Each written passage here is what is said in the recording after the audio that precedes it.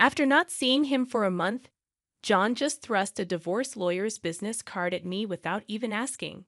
Are you okay? Or how are you feeling divorcing a wife who doesn't work?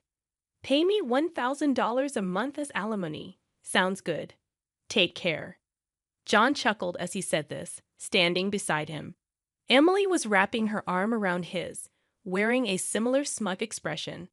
Fine, let's divorce then. I said it so casually that John seemed a bit surprised, but he quickly shared his smile with Emily. Good thing John isn't much of a thinker. It makes my plan easier to execute.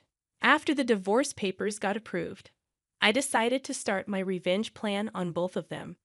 I will make them cry as a celebration of my recovery. My name is Sarah Wolf. I'm a 47-year-old illustrator. I'd also work as a children's book author. I just love drawing. I have two childhood friends, John and Emily. They're important friends to me, and John is also my husband. It all started when John asked me out as I was heading to a different college after high school. I was surprised.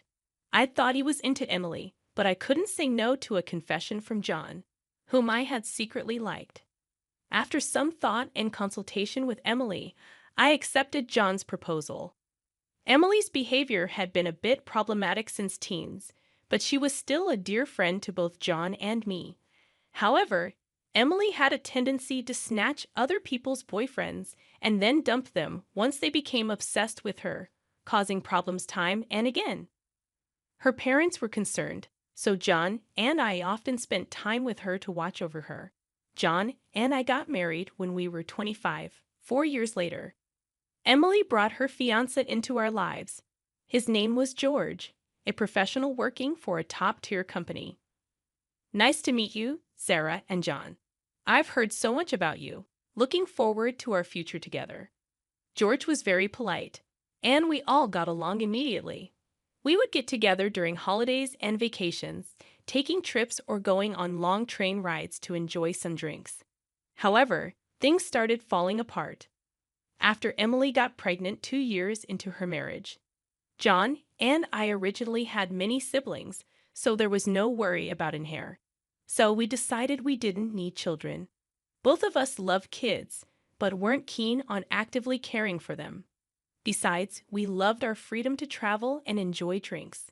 We often found it heartwarming to see families with children, but it was never more or less than that. When Emily announced her pregnancy, John's attitude started to change. He quit smoking because Emily said she couldn't stand the smell, and even offered to drive her to doctor's appointments using his vacation days. I warned him, George might get upset if you're always with Emily. But John argued back, you have work, don't you? She's our childhood friend, and she's reaching out for help. You're heartless. I said, I've been buying things and helping where I can, but going with her to the obstetrician is crossing the line. When I said that, John frowned, and then he glared at me. Why? Because Emily wants it, right? She says she's anxious about the checkup. I can't just let her go alone if she's anxious. All the more reason for George to go with her, right? If you go with her every time, it's almost like you're the father of the baby in her belly. John, jealous? You're not going to get pregnant anyway, so what's the problem? He didn't take my concerns seriously, and instead started to snap, saying I was being annoying. We had hardly ever had a fight during our marriage, but things changed when Emily got pregnant. Our arguments increased, and that didn't change even after Emily gave birth. In fact, John started spending even more time with Emily and their child, Emma. But when Emma was 6, an incident occurred. It had to do with the attendees of Emma's graduation ceremonies. The day before the graduation, John suddenly started rummaging through the closet. John, what are you doing? Have a meeting tomorrow. John's workplace had a casual dress code, but there was a rule to wear a suit during client meetings, so he always kept a few suits ready. But they were all thrown on the bed now. Ah, no, just trying to decide what to wear for the graduation ceremony. What? You're seriously thinking of attending the graduation? Yeah, George, can't make it. Emily asked me. Wait, that's absurd. No matter how you look at it, I inadvertently raised my voice in denial. Immediately, John's face turned sour. I knew he occasionally picked Emma up from kindergarten, and I had done so myself when asked, yet it was nonsensical for a childhood friend who wasn't even a biological parent to attend a graduation ceremony. What? You still doubt me and Emily? I'm disappointed that you can't even help out. That's not the point. Point anyway. I'm attending the graduation tomorrow, so iron a shirt properly. John said that and abruptly ended the conversation, leaving me behind and going to the bedroom. I had no choice but to call Emily. Hello, Emily. About tomorrow. Ah, sorry about tomorrow. I'm borrowing John. But won't George be upset about the graduation attendance, Sarah? What are you talking about? Obviously, I haven't told George that the graduation is tomorrow. I'll tell him after the ceremony. I was shocked to learn that George didn't know about the graduation schedule. Upon further questioning, it seemed that Emily hadn't informed George about any of the kindergarten events so far, and John had been acting as the father at the kindergarten, which made me dizzy with its selfishness. Wait a minute, Emily. Isn't that extremely unreasonable? It's disrespectful to George, and just because he's a childhood friend, eh? What's wrong? Sarah, you're scary. Well, see you tomorrow. Wait, Emily. I was trembling with anger at Emily, who unilaterally hung up the phone. Still, in the end, I ironed a shirt, prepared a tie, and the next morning saw John off to Emma's graduation ceremony. Since then, Emily and John started going out more frequently, from once a month to once a week, and then to 3 times a week. Eventually, even George seemed to have some suspicions, and one day, while John and Emily were out, he visited our house alone. I'm sorry for visiting you late at night. There's something that's been bothering me. Is it about the 2 of them? Yes, I would like you to take a look at this. George showed me the GPS history he had installed in Emily's car. It showed that she had been staying at a hotel 3 times a week. All of those days, she was out with John, and just by looking at George's face, I understood what that meant. What do you want to do, George? I want to take revenge on those 2. Me too. I can't forgive them for betraying us after all this time. We started planning our revenge on them secretly. First, I started by increasing my income because I had been saving by doing housework and taking care of Emma. My income had drastically decreased. George switched to working from home. And when Emily and John would go out, he would bring Emma to my house, and we would take care of her together. Neither Emily nor John realized that we knew about their relationship, and we were able to gather solid evidence. Once we had collected enough evidence and were ready to take our revenge, we discovered a shocking truth about Emma. George and I struggled with the decision, but we both agreed that we didn't want to hurt young Emma, so we decided to wait until she was an adult to take our revenge. However, even though we decided to endure for 10 years, I was struck with a serious illness.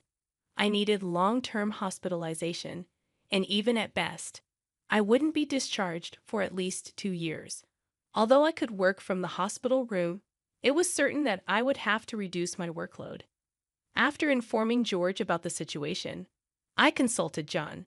However, John's reaction was no different from when we were making small talk. I'll visit you once in a while. I felt that John no longer had any affection for me, as he didn't even ask about my condition or the name of the disease. In reality, John only visited once a month or once every 2 months, and after Emma's 15th birthday, she started acting strangely.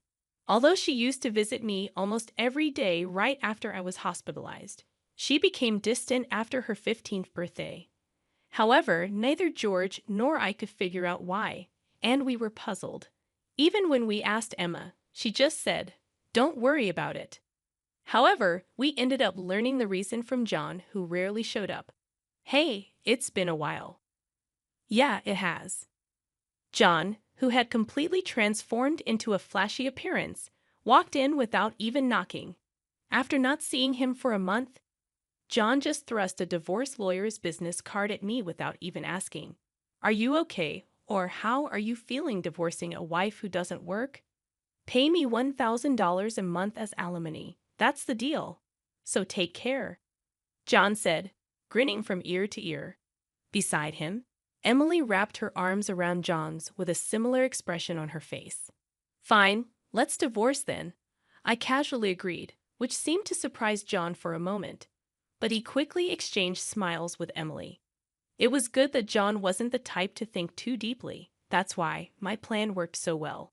After receiving a notification that the divorce was finalized from John, I decided to start my revenge plan against the two of them. I will make them cry as a celebration of my recovery. I promptly started to take action. First, I contacted George to transfer hospitals. Then I informed my lawyer that they would be mediating between the two parties from now on. George also began to act at the same time. He moved near my new hospital with Emma, and he started to visit me frequently. Emma still had a gloomy expression, but I was happy that she came to see me every day.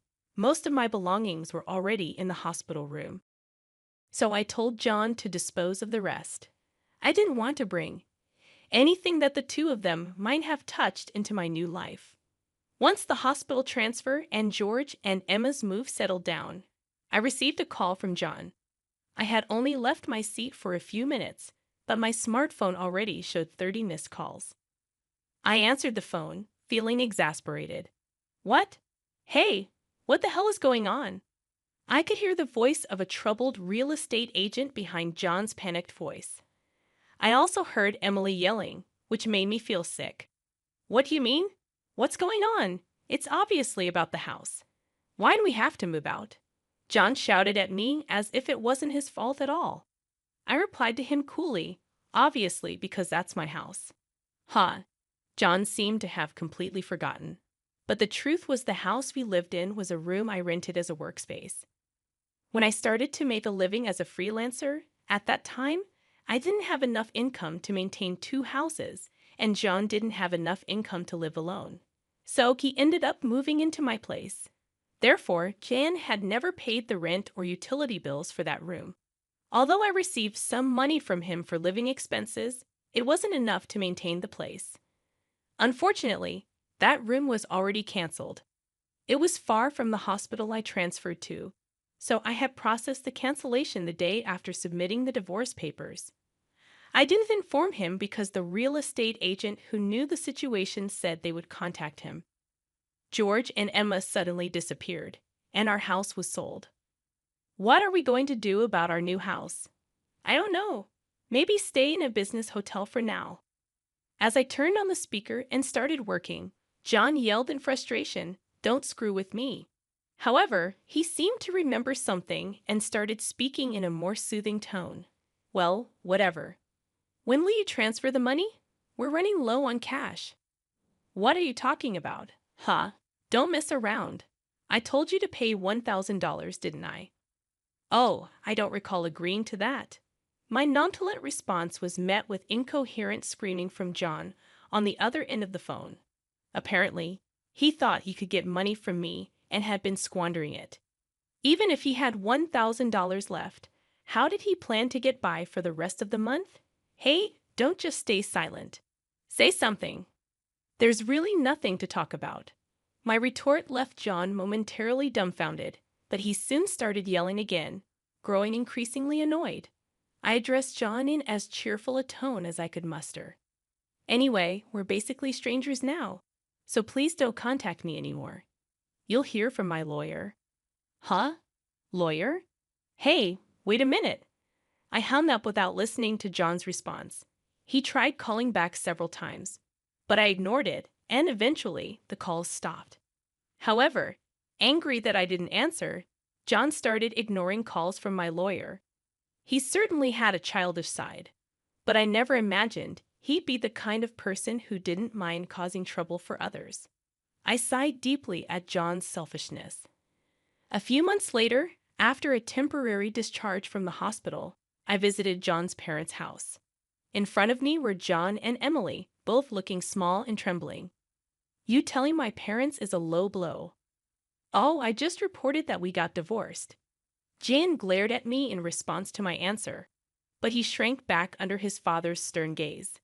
Actually, I had a great relationship with my in-laws, even visiting and dining with them when John wasn't around. Despite being so well loved, I felt it was wrong not to share the details of our divorce. So I went to visit them. Is it true that you're remarrying Emily? Yes, it's true. True. Emily, Emma, and are going to start over as a family. What are you talking about? Your only family is Sarah. She's not my family anymore. John's words made his father frown with a look that seemed to say, "Give me a break." John shook his head a few times, then handed me a piece of paper. It was a bill from a nearby luxury hotel. What's this?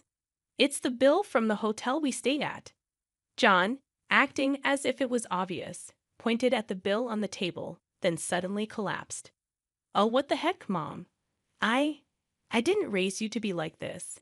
My mother-in-law, gasping for breath, was met with a look of disbelief from John.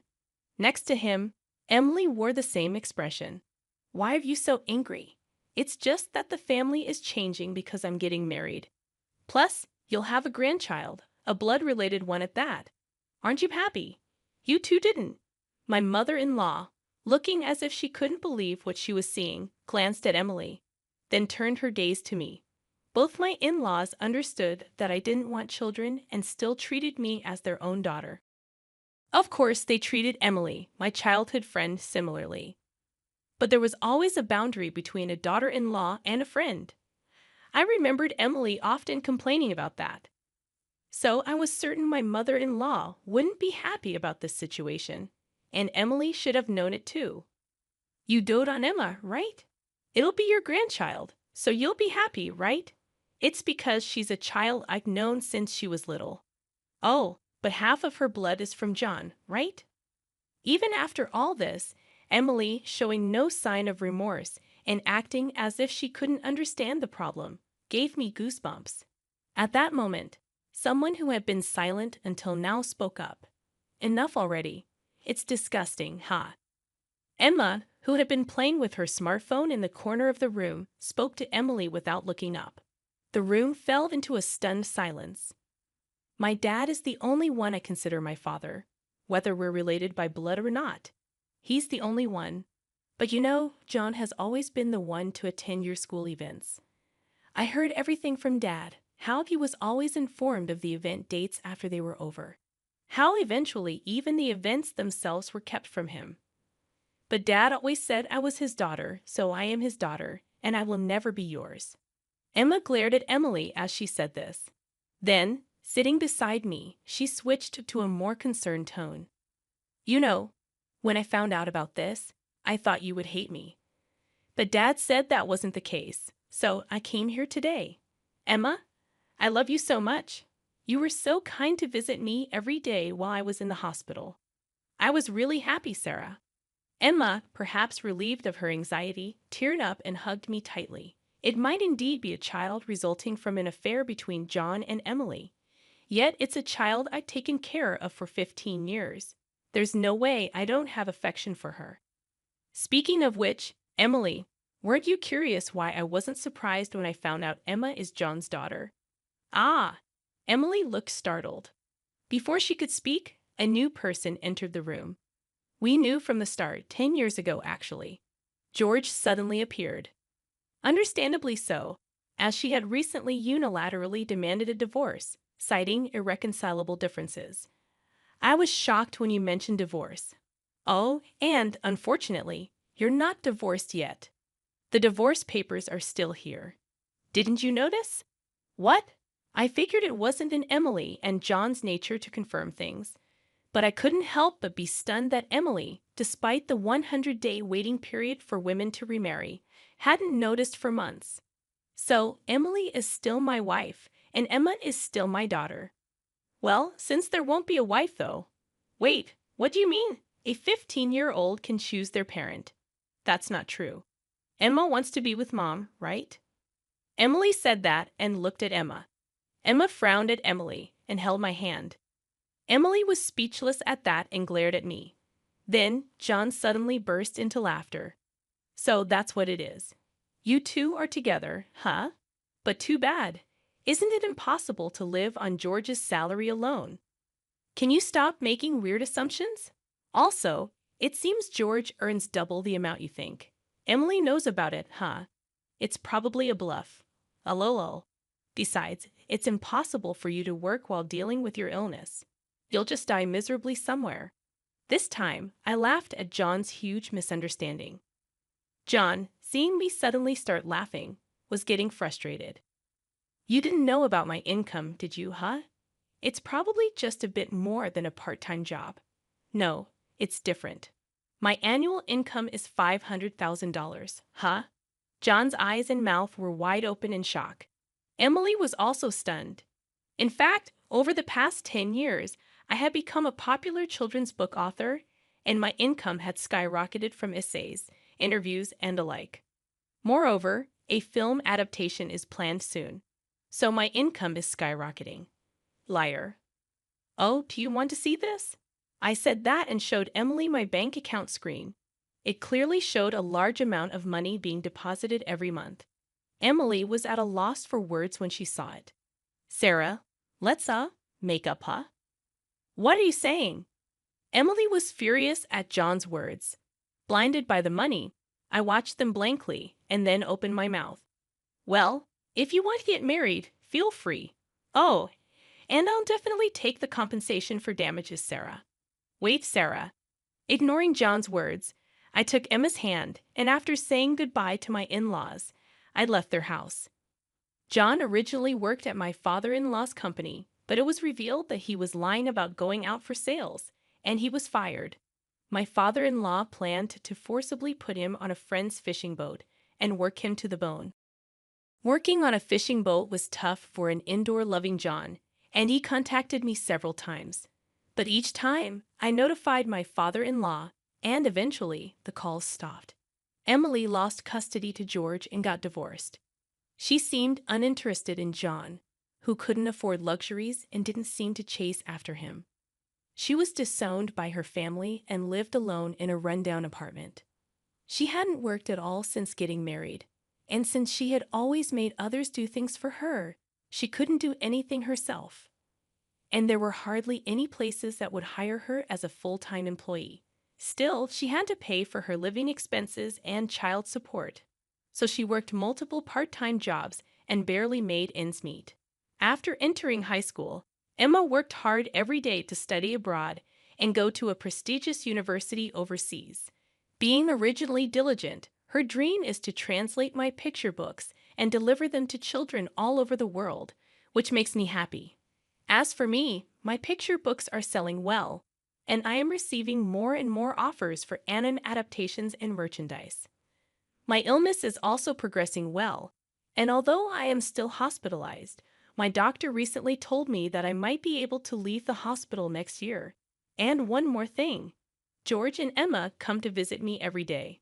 Actually, George recently confessed to me with remarriage in mind. I haven't given my answer yet, but I can't help but have feelings for him. He said he wants to live together when I leave the hospital. While thinking about what to answer, I work on my picture books every day, hoping for a happy future for us. I weave stories again today.